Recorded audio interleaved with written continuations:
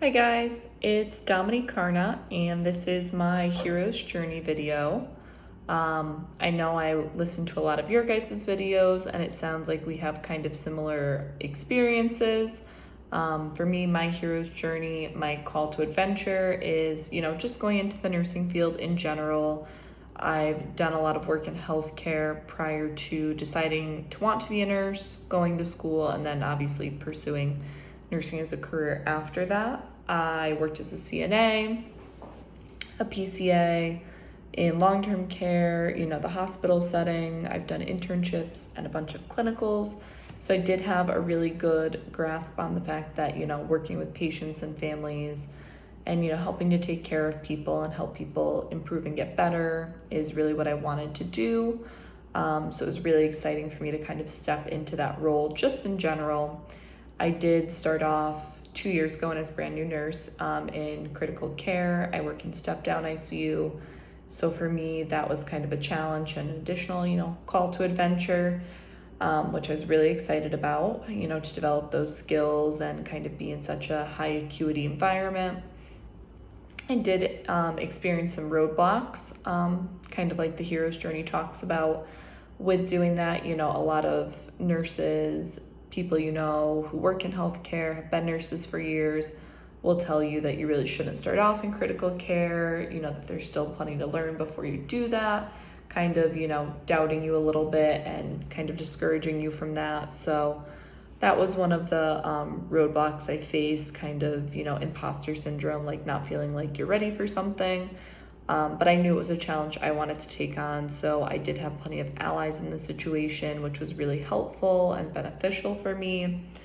My management, my educator on the floor, all my preceptors, because I had multiple preceptors, were super supportive and helpful in helping me to develop those skills I needed as a new grad nurse, but also a critical care nurse, and they gave me the support to know that, I can do it and it is doable. You have to work hard, but they really did support me in that, so that was really nice. I did get 6 months for an orientation, which is a lot longer than most people get, even if they don't work in critical care. So I was really happy to be supported in that way, to have the time and resources I need to help develop those skills. And it kind of, formed into, where I am now on that hero's journey. I do 2 years later, precept quite a bit.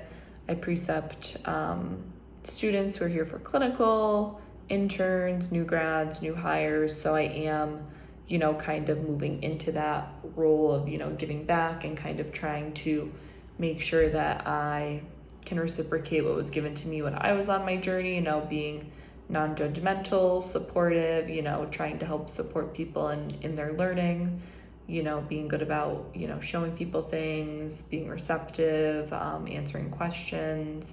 So that kind of is what prompted me to, move into this educator role in the MSN education program and hopefully try to utilize that once I'm done with the degree, because I, kind of would also like to pass on, how great everyone was to me and just making that like the new norm and the new culture. I know a lot of people in their videos talked about, a lot of older nurses, either young and people aren't as receptive as they should be to the whole teaching and, welcoming new nurses into critical care.